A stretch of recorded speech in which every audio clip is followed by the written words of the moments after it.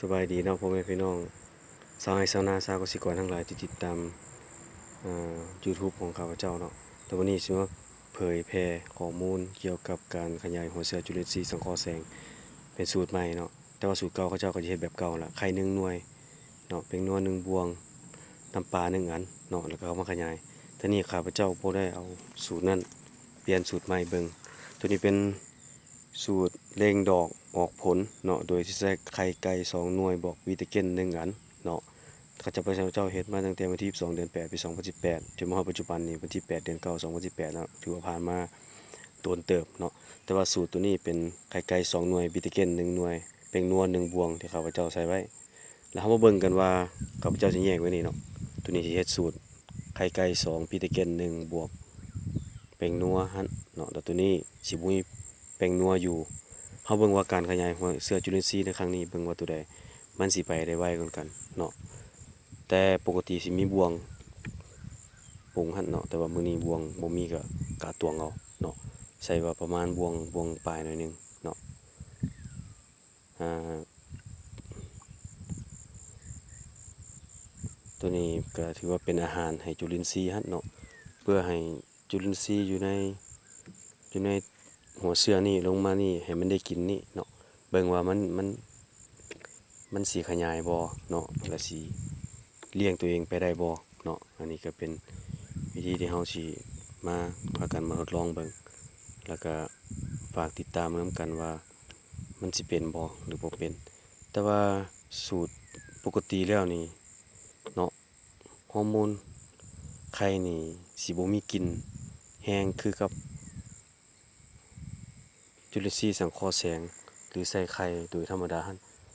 เนาะแต่ว่าตัวนี้มันสิเป็นกลิ่นแบบหอมๆเนาะกลิ่นหอมคือกับกลิ่นรสชาติของปีติเกนเนาะในปีติเกนมันก็คือเฮาฮู้ดีแหละมันก็มีแบคทีเรียอยู่ในนั้นแล้วเนาะในปีติเกนนะเป็นสิ่งที่มีชีวิตอยู่แล้วแต่เฮาเบิ่งได้ว่าจุลินทรีย์สังเคราะห์แสงตุกนี้ที่เป็นหัวแม่เนาะแล้วก็มีจุลินทรีย์นับพันตัวอยู่ในนี้เบิ่งว่ามันสิขยายไปได้ดีส่ำใดเนาะข้าพเจ้าสิถอกใส่เลยเนาะถอกใส่กะตวงเบิ่งว่าน้ำ1.5 ลิตรเนาะหรือว่า 1,500มม. นี่เนาะเฮาสิเอาน้ำหัวเชื้อมันนี่ใส่ไปจนเกือบว่ามันสิเต็มพู้นแหละเนาะจนเกือบว่ามันสิเต็มเนาะจงไว้ซ่องเป็นซ่อง